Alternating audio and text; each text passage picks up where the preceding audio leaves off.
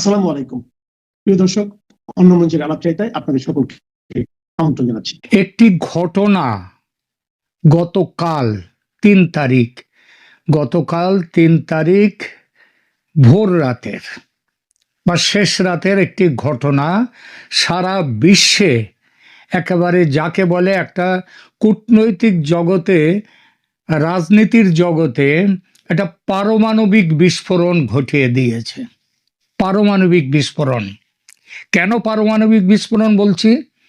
কারণ আপনারা জানেন পারমাণবিক বিস্ফোরণ প্রথম হয় সেটা দ্বিতীয় বিশ্বযুদ্ধের সময়। আপনারা জানেন হিরোশিমা এবং নাগাসাকিতে জাপানে পারমাণবিক বিস্ফোরণ ঘটেছিল। এবার তারপর থেকে আজ অবধি পারমাণবিক বোমা কোনো দেশের বিরুদ্ধে ব্যবহার হয়নি, কিংবা কোনো দেশে সেটা আক্রমণ করা হয়নি সেটা দিয়ে। কিন্তু এটাও আগেই বলেছি, এটা হচ্ছে রাজনীতির পারমাণবিক বোমা বিস্ফোরণ। সেটা কি রকম সেটা বলি। সেটা হচ্ছে যে ভেনেজুয়েলা বলে দক্ষিণ আমেরিকায় একটি দেশ আছে। এই দেশের যে রাষ্ট্রপতি মাদুরো, তাকে সেই দেশে আক্রমণ চালিয়ে, রাতের অন্ধকারে আক্রমণ চালিয়ে তাকে তার রাজপ্রাসাদ থেকে দখল করে, মানে কিডন্যাপ করে, বাংলা কথা হচ্ছে কিডন্যাপ করে নিয়ে চলে গেছে আমেরিকা। একা তাকে নিয়ে যায়নি, নিয়ে গেছে তাকে এবং তার স্ত্রীকে। তো এইবার আমাদের সেই ঘটনা যে কেন কি ঘটলো, কেন এটাকে পারমাণবিক বোমা বিস্ফোরণের মতো বলছি, সেই ঘটনাটা এইবার একটু ব্যাখ্যা করব আপনাদের সাথে। প্রথমে ভেনেজুয়েলা দেশটার একটা পরিচয় দিই। ভেনেজুয়েলা আগেই বলেছি এটা দক্ষিণ আমেরিকার একটি দেশ, এবং দক্ষিণ আমেরিকার 6th লার্জেস্ট কান্ট্রি হলো ভেনেজুয়েলা, মানে 6ষ্ঠ বৃহত্তম দেশ। এর আয়তন হচ্ছে 9,16,445 বর্গ কিলোমিটার। এটা আয়তনে একটু সহজ হিসেব করে বুঝিয়ে দিই।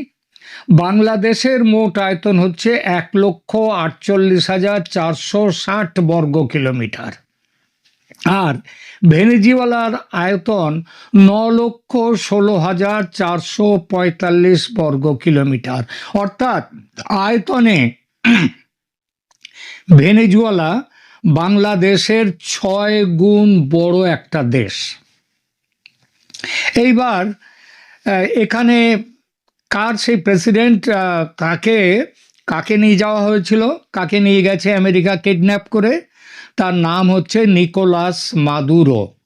নিকোলাস মাদুরো 2013 সালের এপ্রিল মাস থেকে ওই দেশটার প্রেসিডেন্ট। তার পূর্বসূরি ছিলেন কি বিখ্যাত মানুষ হুগো চ্যাভেজ। তার মৃত্যুর পরে তিনি ক্ষমতায় আসেন। মাদুরো 2013 সালে নির্বাচনের মাধ্যমে ক্ষমতায় এলেও সেটা কিন্তু সঠিক নির্বাচন ছিল। তার পরবর্তী নির্বাচনগুলো 2018 এবং 2024 চরম বিতর্কের মুখে পড়ে। বিতর্ক তুলেছিল কারা? আমেরিকা তুলেছিল মুখ্যত।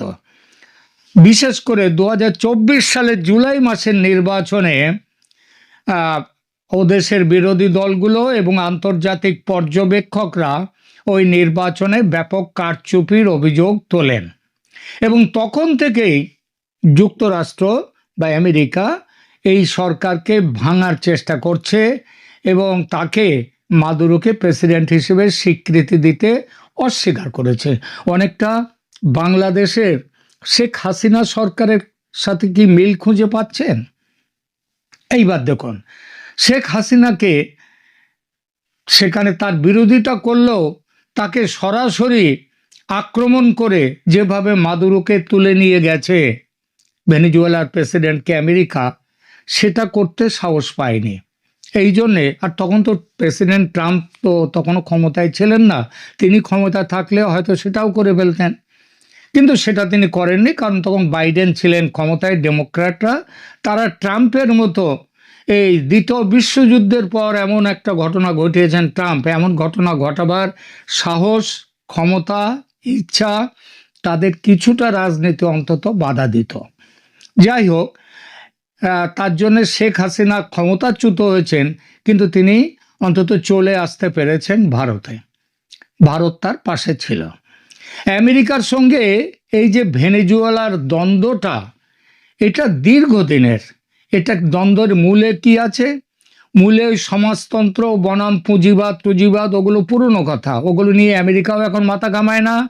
আর ওই সমাজতন্ত্র নিয়ে যারা যেসব দেশ বলে তারা সমাজতন্ত্রের দেশ, তারাও সমাজতন্ত্র নিয়ে মাথা ঘামায় না। ওটা একটা জব্বা পড়তে হয়, আলখাল্লা পড়তে হয়। সেই আলখাল্লার মতো আমেরিকা পুঁজিবাদ, আর অন্য কয়েকটা দেশ তারা আবার বলে তারা সমাজবাদ, তারা কমিউনিস্ট কান্ট্রি বলে নিজেদেরকে। তো সমাজতন্ত্র বনাম পুঁজিবাদের লড়াই নয়, আসল লড়াইটা হচ্ছে তেলের সম্পদ। ভেনেজুয়েলায় বিশ্বের বৃহত্তম তেলের মজুত রয়েছে, বিশ্বের বৃহত্তম, ওই আরব দেশগুলোর থেকেও অনেক বেশি। তার পরিমাণ কত? 300 বিলিয়ন ব্যারেল, 300 বিলিয়ন ব্যারেল। আর ডোনাল্ড ট্রাম্পের বক্তব্য কি? ডোনাল্ড ট্রাম্পের বক্তব্য হচ্ছে ভেনেজুয়েলার যে তেল, ওর মালিক আসলে আমেরিকা। কেন আমেরিকা? তেলটা কি আমেরিকার যে জায়গা অবস্থান, আমেরিকা দেশের মধ্যে কোনো জায়গায়? তা নয়।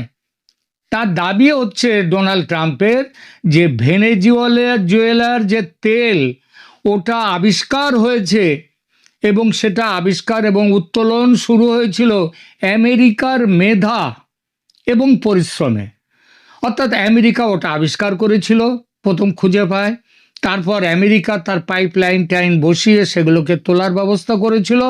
অতএব ওর মালিক হচ্ছে আমেরিকা। সেটা ভেনেজুয়েলার মধ্যে থাকলেও তার মালিক আমেরিকা। এবং আমেরিকার ট্রাম্প বলছে যে ভেনেজুয়েলা তাদের নিজেদের যে দেশ, সেই দেশ থেকে যে তেল তুলছে, সেই তেল আসলে চুরি করছে ভেনেজুয়েলা। তার মতে মার্কিন কোম্পানিগুলো ভেনেজুয়েলার তেল উত্তোলনের দায়িত্ব নিলে সেটা নাকি বিশ্বের পক্ষে ভালো। আমার দেশের তেল আমি কাকে বিক্রি করব, কে তুলবে, সে দায়িত্ব তো আমার। কিন্তু আমেরিকার কথা হচ্ছে না, ওর তেল আমি তুলবো, তুলে আমি বিক্রি করব, আমি ব্যবসা করব, সারা পৃথিবীর লোক খুশি থাকবে। এই হচ্ছে আমেরিকার বক্তব্য। আর মাদুরোর বিরুদ্ধে আর কি অভিযোগ? এটা তো সরাসরি, এটা বললেও অনেকেই আবার উল্টো কথা বলতে পারেন, কি তাহলে আমেরিকার সম্পদ তো তাহলে অন্য যে কেউ নিয়ে নিতে পারে। সুতরাং তিনি আর একটা অভিযোগ তুলেছেন, সেটা হচ্ছে মাদুরোর যে প্রশাসন, সেটা নাকি মাদক পাচার, যেটাকে বলা হয় নার্কো টেররিজম, সেই দুর্নীতির সঙ্গে যুক্ত। মাদক পাচার পৃথিবীর সব দেশেই কম বেশি চলে, তবে সেখানে সরকার যে জড়িত থাকে তা নয়। খুব সামান্য কিছু দেশের সরকারি পৃষ্ঠপোষকতায় মাদক পাচার চলে বটে, যেমন পাকিস্তান রয়েছে, যেমন আফগানিস্তান, যেমন আরও কিছু আরব দেশেরও মধ্যে রয়েছে এইসব ব্যাপার। তবে ভেনেজুয়েলা সেই দলে আছে, এর কোনো প্রমাণ আজ অবধি আমেরিকা দিতে পারেনি। আসল উদ্দেশ্য ঢেকে রাখার একটা ক্যামুফ্লেজ, বা সেটা হচ্ছে এটা হচ্ছে ওই মাদক পাচারের গল্পটা হচ্ছে একটা ক্যামুফ্লেজ আমেরিকার তেল দখল করার জন্যে।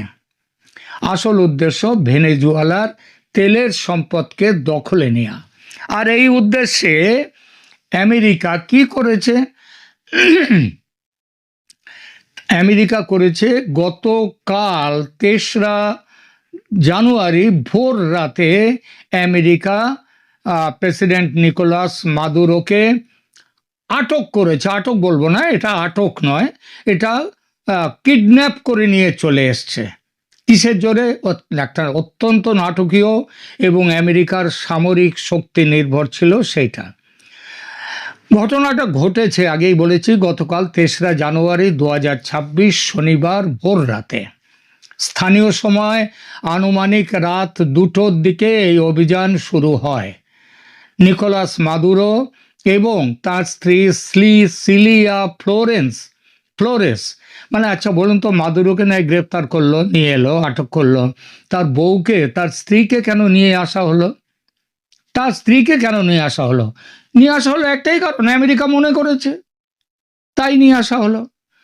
তা সেখানে তাদেরকে কোথায়, ভেনেজুয়েলার যে রাজধানী কারাকাস, সেই কারাকাসের চারদিকে পাহাড় দিয়ে ঘেরা একটা অঞ্চল, এলাকা বড়, অত্যন্ত, তার মধ্যে অত্যন্ত সুরক্ষিত একটি সামরিক কমপ্লেক্সের ভেতরে। এই কমপ্লেক্সের নাম হচ্ছে ফুয়ের্তো টিউনা। সেখানে হচ্ছে প্রেসিডেন্টের বাসভবন। এটা ভেনেজুয়েলার প্রধান সামরিক ঘাঁটি হিসেবে পরিচিত। কিভাবে এই অভিযান পরিচালিত হয়? মার্কিন প্রশাসন এই অভিযানের নাম দিয়েছিল অপারেশন অ্যাবসলিউট রিজলভ। এটি ছিল জল, স্থল এবং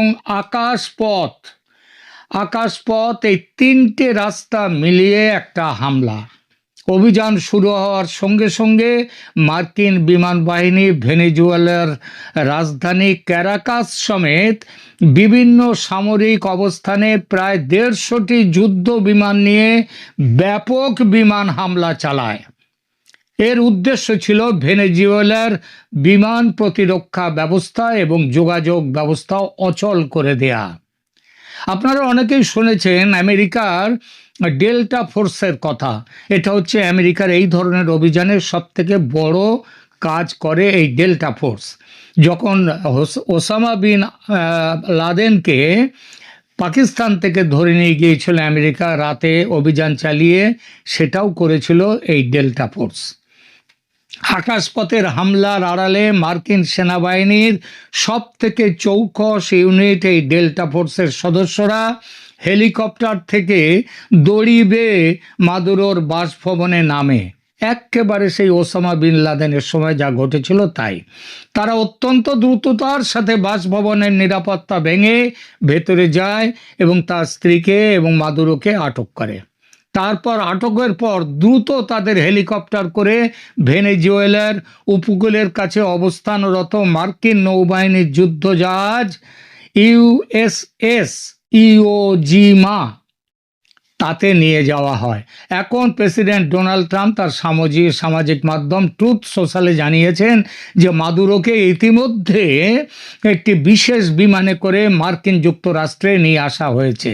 তাকে নিউ ইয়র্কের একটি নিরাপদ সেটাও বলেছেন যে একটা ফেডারেল কারাগারে রাখা হয়েছে। অভিযোগ কি? তার বিরুদ্ধে 2020 সাল থেকে ঝুলে থাকা মাদক সন্ত্রাসবাদ এবং মাদক পাচারের অভিযোগে বিচার শুরু করার প্রস্তুতি। এই ঘটনা নিয়ে বিশ্বজুড়ে চরম বিতর্ক সৃষ্টি হয়েছে। আমেরিকা বলছে এটা কোনো কিডন্যাপ নয়, এটা হচ্ছে বৈধ গ্রেপ্তার, কারণ মাদুরোর বিরুদ্ধে মার্কিন আদালতে গ্রেপ্তারি পরোয়ানা ছিল। আর সারা পৃথিবী ভেনেজুয়েলার এবং অন্যান্যদের দাবি ভেনেজুয়েলার ভাইস প্রেসিডেন্ট একে সরাসরি কিডন্যাপ বা অপহরণ বলেছে এবং একটি সার্বভৌম রাষ্ট্রের ওপর জলদস্যুদের মতো হামলা বলে অভিহিত করেছেন। রাশিয়া, ইরান এবং চীন এই পদক্ষেপের তীব্র নিন্দা জানিয়ে একে আন্তর্জাতিক আইনের লঙ্ঘন করেছে। ট্রাম্প প্রশাসনের দাবি তারা মাদুরোকে গ্রেপ্তার করে আমেরিকায় নিয়ে গেছে, কারাগারে বন্দী করেছে, তার বিরুদ্ধে আদালতে মামলা আছে। তাহলে একটা প্রশ্ন আসে যে পৃথিবীর অন্য দেশে অন্য কোনো সরকারের বিরুদ্ধে মামলা করে, ধরা যাক একেবারে উদাহরণ দিয়ে ধরা যাক যে ভারতে যদি বাংলাদেশে এই সন্ত্রাসবাদ, সেখানকার মাদক পাচার, সেখানকার হিন্দু হত্যা ইত্যাদি নিয়ে যদি ভারতের কোনো আদালতে মামলা করা হয়, তাহলে কি ভারত সরকারের দাবি এবং তার কি এই অধিকার জন্মায় যে বাংলাদেশে ওইরকম আমেরিকার মতো হঠাৎ আক্রমণ চালিয়ে প্রেসিডেন্টকে তুলে নিয়ে আসা? প্রেসিডেন্ট নয়, ওটা প্রেসিডেন্ট ছিল ভেনেজুয়েলা প্রেসিডেন্ট নির্ভর, কিন্তু এখানে হচ্ছে যে প্রধান উপদেষ্টা, যার পদমর্যাদায় প্রধানমন্ত্রী, তাকে যদি নিয়ে আসা, এটা করতে পারে? দেখুন, এই কথাটা নিয়ে কিন্তু ইতিমধ্যে ভারতের সামাজিক মাধ্যম শুধু নয়, সরকারি মহলেও কিন্তু এবং প্রতিরক্ষা মহলেও কিন্তু তীব্র প্রতিক্রিয়া এবং আলোচনার সৃষ্টি হয়েছে। ঢাকার এবং এই আলোচনাটা কীরকম, ঢাকার যমুনা যেখানে প্রধান উপদেষ্টা থাকেন সেই ডক্টর মোহাম্মদ ইউনূসকে তুলে আনার কথা বলা হচ্ছে এই রকম একটি আক্রমণ করে।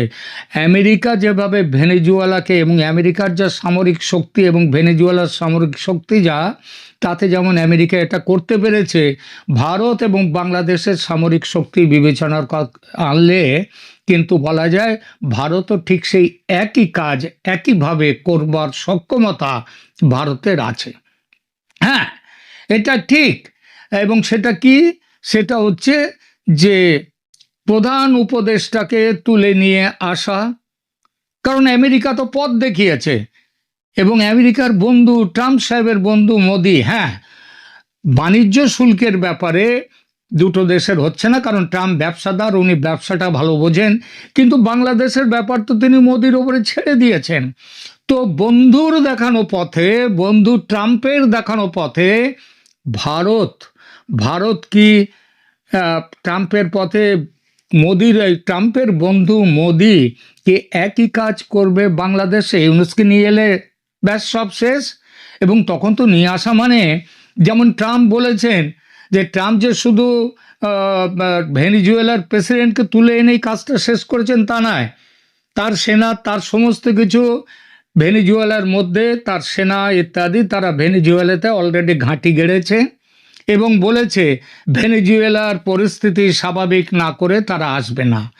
পরিস্থিতি স্বাভাবিক মানে কি? নতুন সরকার তৈরি করা। ইতিমধ্যে সেখানকার ভাইস প্রেসিডেন্টের সাথে কথা চলছে। বাংলাদেশের ক্ষেত্রেও ভারত এইটাই করতে পারে, যে কোনো মুহূর্তে একটি রাতের অন্ধকারে দিনের বেলা যখন খুশি যমুনায় গিয়ে ইউনূসকে তুলে নিয়ে আসা এবং শাহাবুদ্দিন চুপ্পু রাষ্ট্রপতি, তাকে দিয়ে একটি নতুন তাকে ব্যবস্থা করা। সেই ব্যবস্থাটা কি? সেই ব্যবস্থা শেখ হাসিনাও ফিরে যেতে পারেন, গিয়ে ক্ষমতা নিতে পারেন, কারণ চারদিকে তো সেখানে বাংলাদেশে ভারতীয় সেনার দখলে তখন থাকবে। সুতরাং বাংলাদেশটাকেই তো তৈরি করে দিয়েছে ভারত, ওখানে শুধু তেল কিনে তেল তৈরি করেছে, তেলটা খুঁজে দিয়েছে বলে যদি তার উপর আমেরিকার দখল জন্মায়, তো বাংলাদেশকে তৈরি করবার জন্য বাংলাদেশের উপরে তো ভারতের দখল থাকেই, ভারতের অধিকার থাকেই। তো হ্যাঁ, একটা সার্বভৌম রাষ্ট্রের রাষ্ট্রপ্রধানকে এইভাবে বলপূর্বক তুলে নিয়ে আসা বা সেখানে কিডন্যাপ করা, এগুলো জাতিসংঘের চার্টারে বিরোধী। গুলি মারুন জাতিসংঘের চার্টারে। জাতিসংঘ কোন কাজটা করছে আজকাল? কোনো কাজ করছে? এই যে বাংলাদেশে শেখ হাসিনার সরকারের পতন হয়েছে, সেই কাজটা, সেটা তো ওই জাতিসংঘ তো তার মূল গায়েন, ওই তো গেয়েছে। ওই যে ভলকার তুর্ক, তিনি তো ওয়াকারুজ্জামান সেনাপ্রধানকে দিয়ে শাসিয়েছিলেন, খবরদার যদি বিক্ষোভকারীদের ওপর গুলি চালাও তাহলে আমরা কিন্তু তোমাদের সৈন্য আর নেব না, বাংলাদেশের সেনা ফেরত যাবে, ভয় দেখিয়েছিলেন। আর ওয়াকার তো ছিলেনই সেই দলে, ভয় দেখান আর না দেখান তিনি তো ওটা করতেনই। সুতরাং বাংলাদেশ ভারতের সম্পর্ক, ঐতিহাসিক, কূটনীতিক, এসব সব সব সব কিছু বলার পরেও একটাই কথা হচ্ছে যে ভারত কিন্তু সত্যি করে এই গরমে গরমে, মানে আমেরিকা যা করেছে ভেনেজুয়েলাতে, এই গরমে গরমে ভারতও কিন্তু একটা কিছু ভাবছে এবং খুব খুব কি বলবো, খুব সিরিয়াসলি ভাবছে।